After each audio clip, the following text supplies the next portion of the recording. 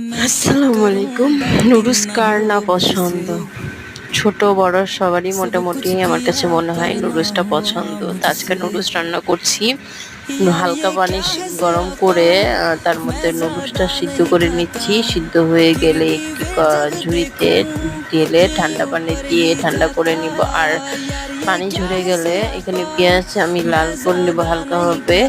আর এখানে ২টা ডিম দিয়েছি আমি। ডিমের মধ্যে লবণ আর নুডলসের প্যাকেটে যে মসলাটা থাকে সেটা দিয়ে আমি দিয়ে দিচ্ছি। একটু মজা লাগবে আরকি।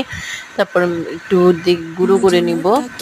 গুঁড়ো করে সুন্দর করে লাল করে নিব। আর এখানে আমি একটা টমেটো দিয়েছি। আর এখানে আমি ঝাল কম দিয়েছি। যে যার মতো ঝাল দিবেন। আমি যেহেতু ঝাল কম নিয়েছি তাই ঝাল কম খাবে তাই ঝাল কম নিয়েছি। আর এখানে আমি ডিমগুলো আর টমেটোগুলো ভাজা শেষ হয়ে গেলে তারপর আমি